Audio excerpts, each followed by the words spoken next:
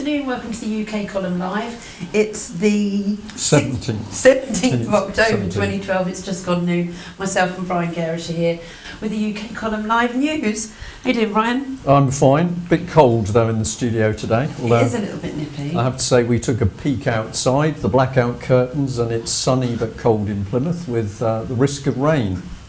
I could have done with your weather report yesterday, and then I'd have known my little town would have been underwater this morning. Yes, Heavy rain. a little bit of flooding in the West Country. Indeed. So we'll see what the winter brings. Okay, I'm going to start this morning with a Daily Mail article.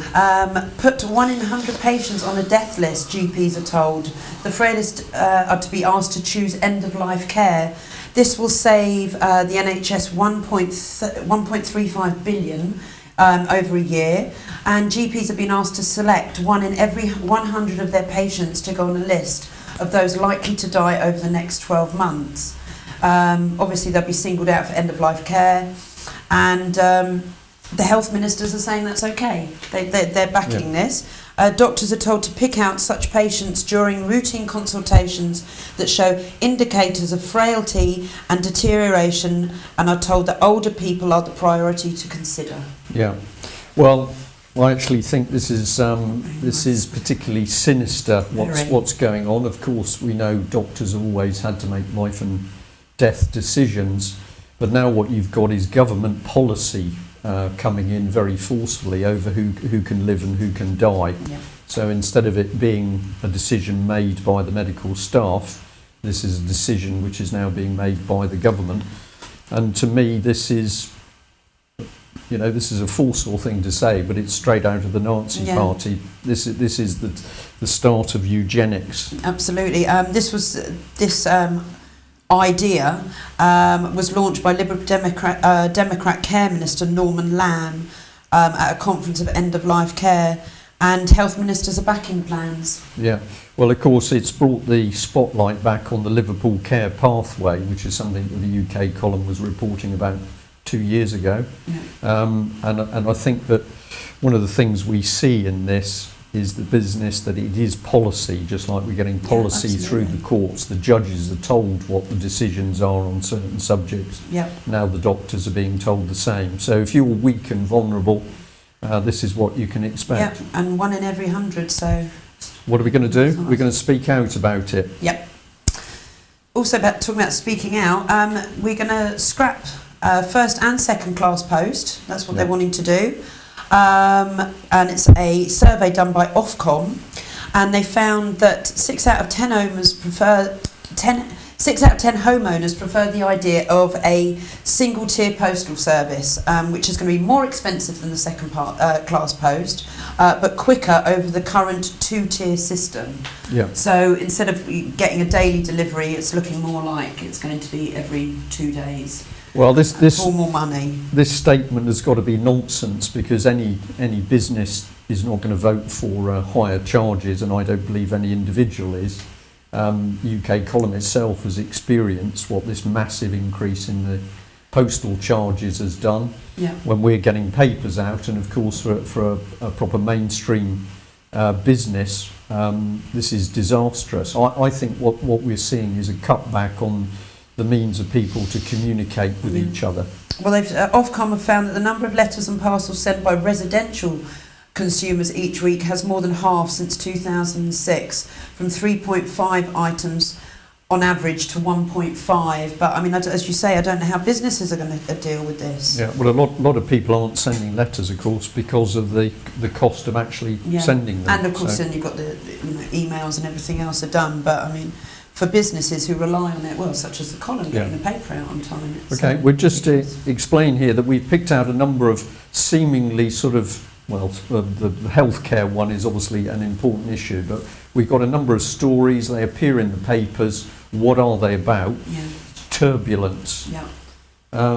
We've got one here from the Mail, which is saying that the police is looking to ban recruits with thuggish, visible tattoos.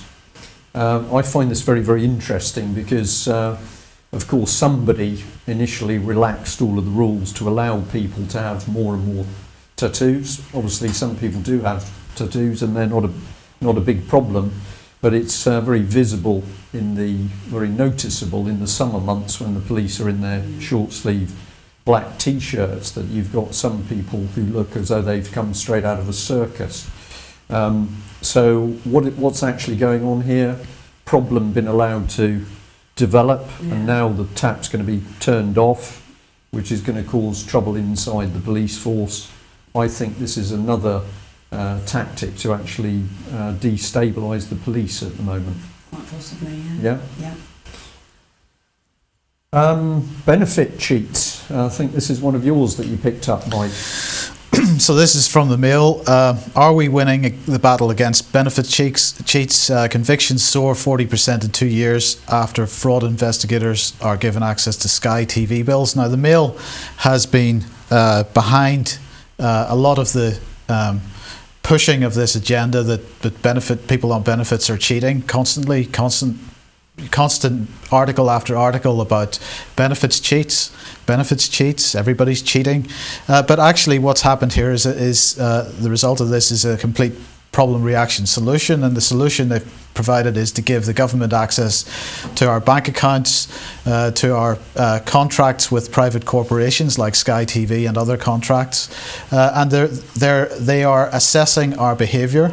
And what the Mail is highlighting here is that if a single mother is saying that she's living on her own with her children, they're looking at her Sky TV bill, and if she, for example, has a sports package attached to her Sky TV subscription, then they're assuming that in fact she's got a bloke living with her at the same time, and launching an investigation to discover whether they should take some benefits away from her.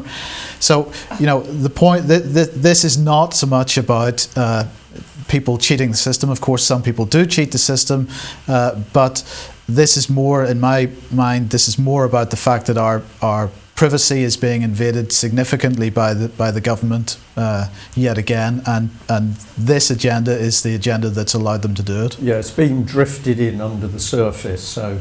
Yeah, and I'm afraid I have to say that I blame the Mail in particular, because I think the Mail is one of the main has been one of the main pushers of this whole benefits cheat agenda over the last 12 to 18 months. Yeah, so we're creating a criminal class. We've encouraged people to go on benefits. Now we regard them as criminals, and we start spying on them, and presumably the single mother, if she's deemed to be an outcast, the next thing is they'll come for her children.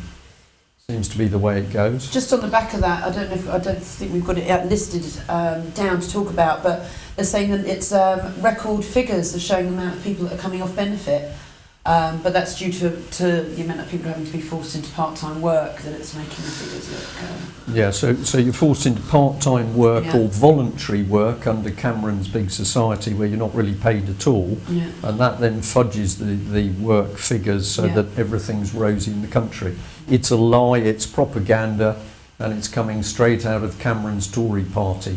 So we hope the UK Collins broadcasts are helping to expose that at the moment we now live in a dictatorship with propaganda.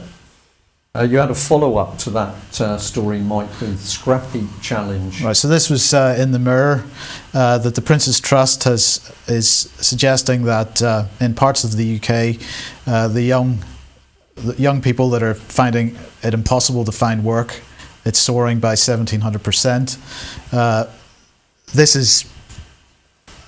I feel this is part of the agenda to get people working for next to nothing. So the government is not providing an economy that can provide useful work for young people, but these young people then sign on for some kind of benefits, and of course they're then pushed into some kind of work program, and we've mentioned before that people are being pushed into extra work or Christmas work at Tesco's and Sainsbury's and places like this, stacking shelves for next to nothing with no long-term prospects and no possibility of ever having prospects because of the economic policy. And if we look at the next slide, I mean this is a European wide agenda, and this is just an example. We've got from Portugal here, one of the main Portuguese unions discussing the fact that benefits in Portugal, people are being taken off benefits and put into forced labour, and they're making the point that any time that an individual is having some kind of sanction placed upon them, and if they don't accept the work, then they lose something in return. That in fact is forced labour, and I'm just demonstrating here that this is a European-wide problem. Yeah.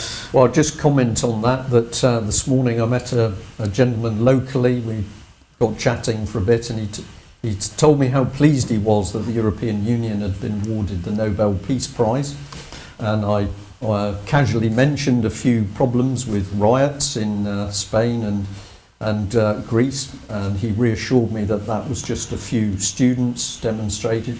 I talked about the massive unemployment, particularly in Spain, 50% young people, and he said, well, it can't really be as bad as that.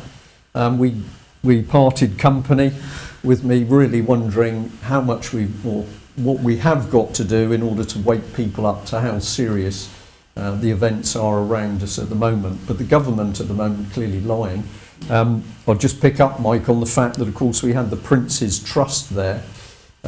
So here we have, once again, the royal family coming to the fore with what should be down to the democratically elected government and the ministers doing the job.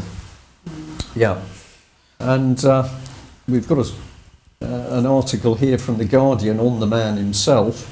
And of course, this is a very, very interesting story where basically the Attorney General has blocked disclosure of Prince Charles' letters to ministers. And the subheadline here is Guardian to challenge Grieve's ruling that release of 27 letters could damage the Prince's ability to perform duties as king.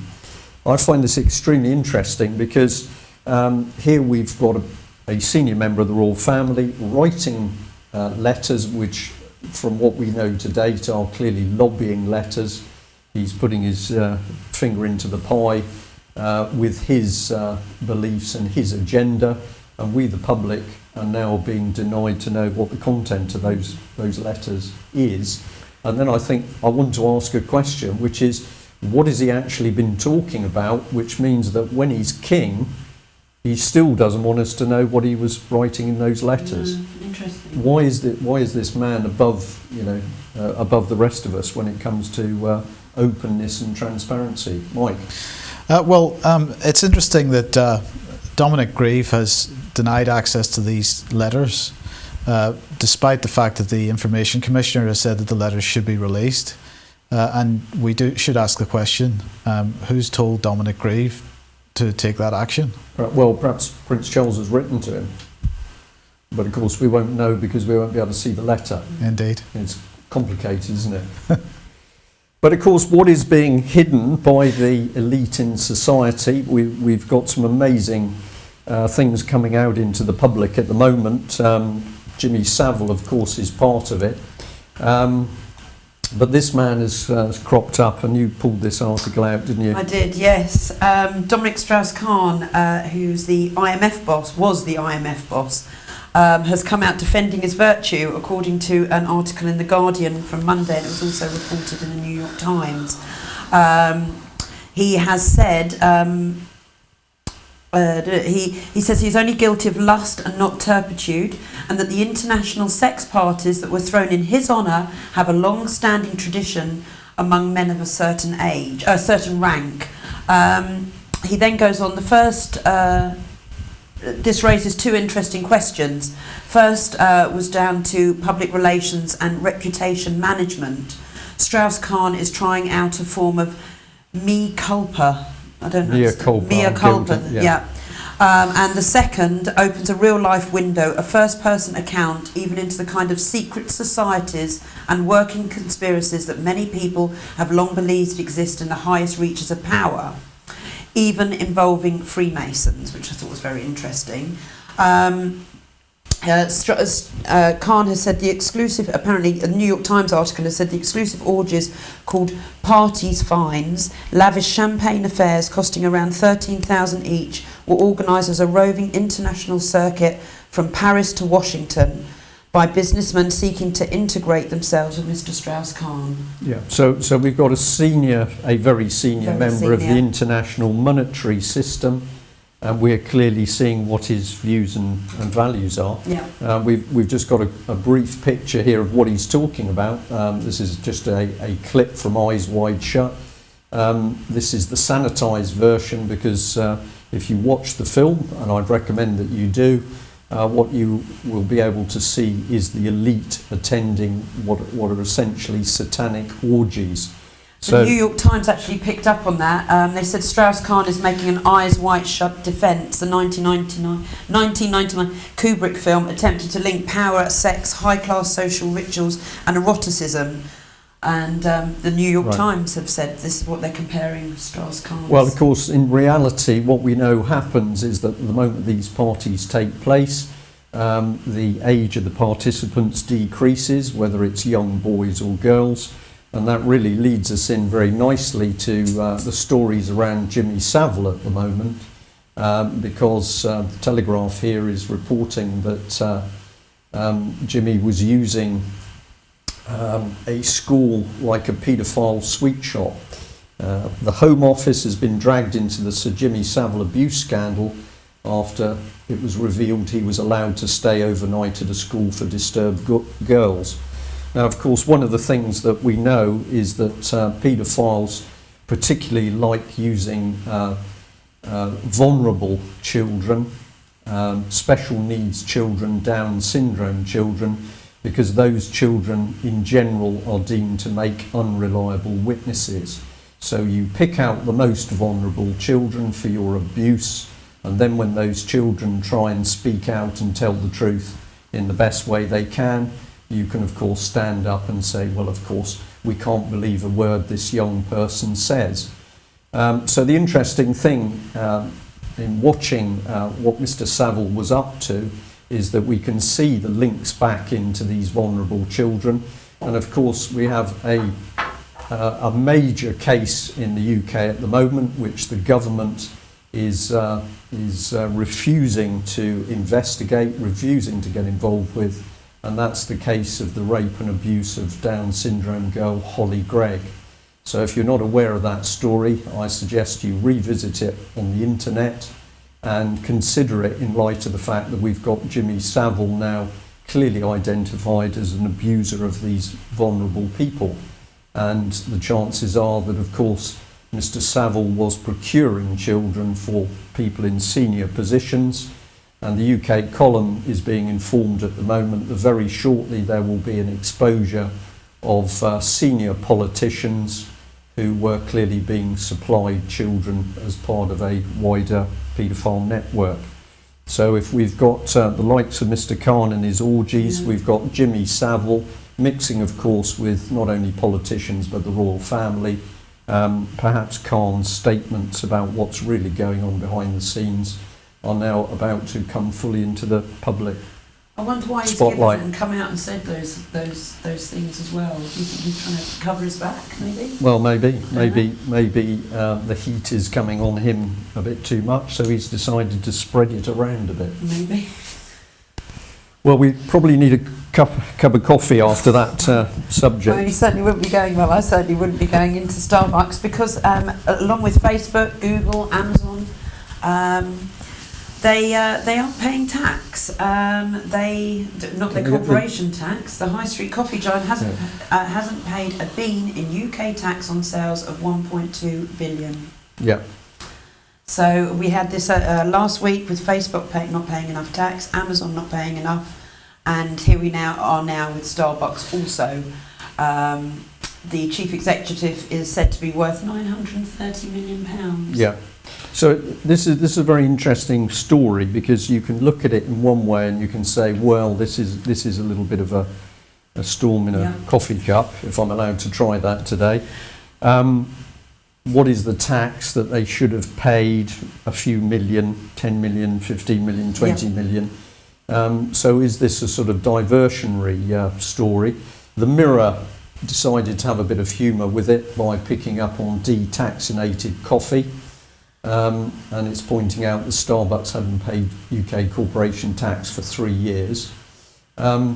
Mike, what's your view on it? This is actually quite a big story in my opinion, because what the government has done is to change the tax laws in order that these big multinational corporations can come into this country and get away with this kind of scandalous behaviour. On the other hand, British companies, small companies, cannot compete because they are not permitted to take advantage of these tax evasion laws. Yeah. So this is government policy which allows these big corporations to come in and pay nothing, while our small and medium-sized businesses, which are employing the biggest number of people in this country, are struggling under the weight, and that's why we're seeing the shape of our high streets changing quite significantly these days. What's shocking is that the staff are paying tax. Everybody working there is having to pay their tax. Yeah. Just for the privilege of working in Starbucks, and Starbucks aren't paying a penny. Well, of course, Starbucks have been very close to the government in more than one way, and very often we've seen the name used on the news as if they are an employer of substance, manufacturing or industry. Well, we decided to have a little bit of a look behind the scenes, and of course the key person we should focus on is the Chief Executive of Her Majesty's Revenue and Customs, and it's this lady, Lynn Homer. Now, the Telegraph has picked up on this straight away, saying that Lynn Homer, the civil servant who presided over years of chaos at the UK Border Agency, has been promoted to Chief Executive of HM Revenue and Customs. So there's no messing around there. They're using the word chaos in respect to this lady. This is another quote from material which the mainstream press have been reporting. So Miss Homer, 54, who led the UK Border Agency through a string of scandals, will be paid $180,000 a year in the new post. And MPs are talking about rewarding failure, and we'll come back onto that. Rewarding failure. This is a policy. It's not an accident. During her time as Chief Executive from 2008 to 11, Miss Homer received nearly $1 million in salary and bonuses, while the department was dealt a series of highly critical reports. Her tenure saw hundreds of foreign prisoners and more than 100,000 asylum seekers told they could stay in Britain, a figure MP said amounted to an amnesty. And of course that was all done on the back of what she felt was appropriate. But we can go on with this lady. This is a quote from the Huffington Post going back to June. And what they were pointing out was that the chairman of an influential Westminster spending watchdog today accused the tax authorities of letting large corporations off paying large sums of money. In a bruising encounter at the Commons Public Accounts Committee, HM Revenue and Customs Chief Executive Lynn Homer repeatedly denied entering negotiations with big companies over how much tax they would pay, insisting taxmen always sought to settle for the maximum sum they could hope to get if the case went to court. But committee chairman Margaret Hodge said that there were many question marks hanging over the settlements reached in cases such as those involving Vodafone and Goldman Sachs, which have prompted widespread criticism of HMRC's approach. Well, of course, what this is actually all saying is that here is this lady who has absolutely no financial background. In fact, she comes from chief executive posts with city councils such as Birmingham City Council, and everywhere she's been has been a trail of destruction. This is a comment we'll just call up to do with elections which took place while she was the returning officer at Birmingham. Needless to say, the election commissioner took a pretty dim view of it all and made the famous remarks that in electoral terms Britain had become a banana republic. This is the Commission commenting on what took place in the elections in Birmingham when Lynn Homer was the chief returning officer. They describe her having thrown the rule book out of the window, and basically what happens after this disaster is that she's then pushed through to the UK Borders Agency. Is this a mistake by the government? Can you keep on making a mistake with somebody? I don't think it is. I think what's being done here is that this woman is deliberately being pushed through departments in order to cause trouble. This was a Transport Extra, I think it's a magazine, reporting that Sir Gus O'Donnell had announced the appointment of Lynn Homer as the new permanent secretary at the Department of Transport. So we can see that this lady is actually selected in order to move on as a next post. And of course, if we have a look at Gus O'Donnell himself, who was the former Cabinet Secretary, he's a very interesting man. He's a big supporter of Common Purpose. Lynn Homer is involved with Common Purpose. Let's keep the Common Purpose in mind, because here's part of a speech by Gus O'Donnell, which actually starts off with the Common Purpose and the relationship between central and local government. The UK column highlighted a while ago an incestuous relationship between these people. This was part of a double-page spread where we identified a number of individuals working to a common purpose. If I just highlight a couple of these, first of all, we've got Gus O'Donnell at the top of the page. We've got Francis Maud, also a keen supporter of Common Purpose. And of course, Francis Maud is the man who has blocked release of documents showing insider trading with Common Purpose. Here's Julia Middleton, the Chief Executive of Common Purpose. And just so that we understand exactly what these people are doing, down at the bottom of the screen, we've got on the left a gentleman called Oliver Willier, and on the right, Sarkozy, now out of office. But at the time we made this report, the French expert, Mr. Willier, was providing advice to the British government on how to use applied behavioural psychology to achieve change. And what the UK column is going to say here is that basically the agenda is a deliberate agenda of creating chaos, because you have to create this chaotic element before you can get the country to move across to the new regime. We've got a short film clip here which we're just going to play, and what this clip is showing is a member who is being used to train government officials talking about the need to disrupt government and organisations in order to get this new change programme in place. It's an incredible... On the one hand, we need to be disrupting from the inside of government. They're the... It's very, very short. This last clip up on screen is that as well as disrupting from inside an organisation, what is actually going on is a parallel system of government is being created. So you can see that full clip if you go on Google and actually search for Dominic Campbell, Barnet Council. You can also see it in presentations that I've done before. So what we're saying is that the chaos, the use of people who are clearly incompetent to destroy organisations, the NHS, teaching, border agency, these people are deliberately selected. Amazing, isn't it? Now, you picked up on Cornwall, Lou, if you remember that one. Yes, just about. This gentleman's just lost his job.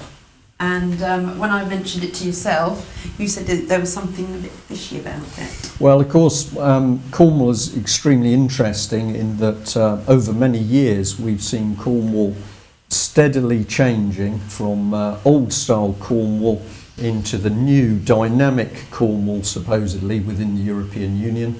And one of the things that happened was a super Cornwall County Council was created, whereby all of the local district councils were abandoned and it was pulled into one area council.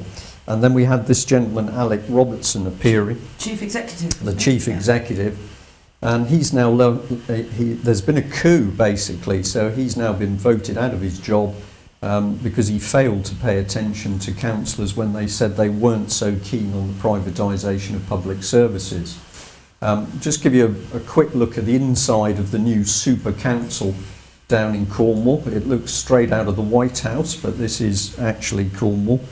And what has been going on in simple terms is that Cornwall has been forced into becoming a region within the European Union, and the creation of the super council and of course the follow-up of privatisation of Cornwall services was part of that.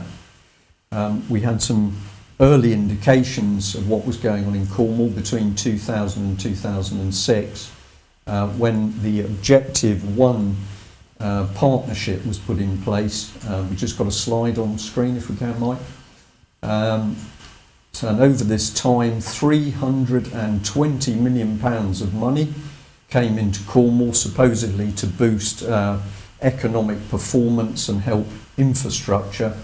That money simply disappeared, and the UK column has had a challenge now for a number of months for anybody to bring us a full set of the audited accounts showing where that 320 million went. I think you even put it out to the people of Cornwall. Can they see where they have benefited for that money? Well, I don't think there was anybody who could come back to you. When we did a talk on this subject in Penzance and we asked local people if they could actually point to where there'd been benefit from that money, they simply couldn't. No.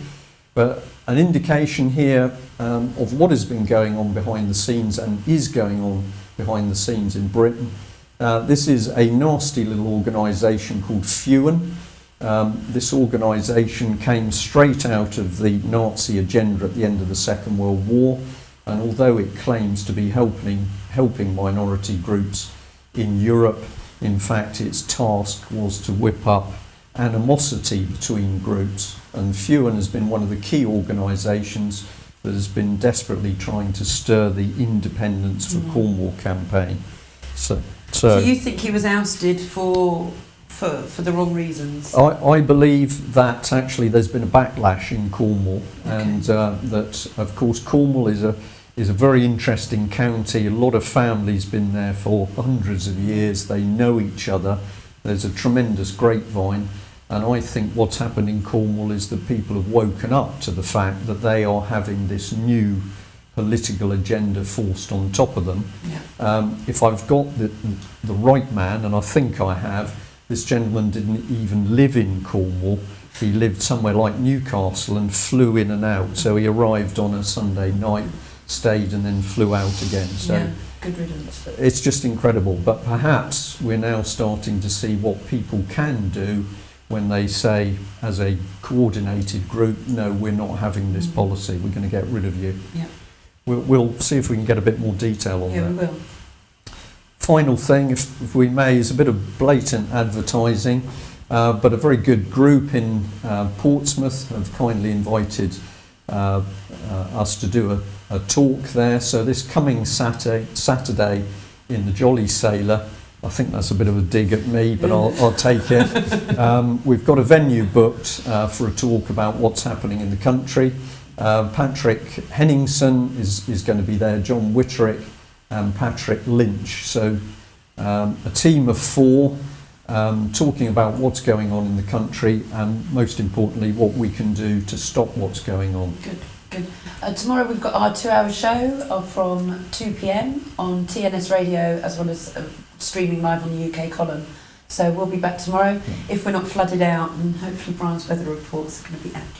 Okay, I'll try and stop the flooding if I can. Thanks, Brian. Thanks for joining us. Thank you. Bye.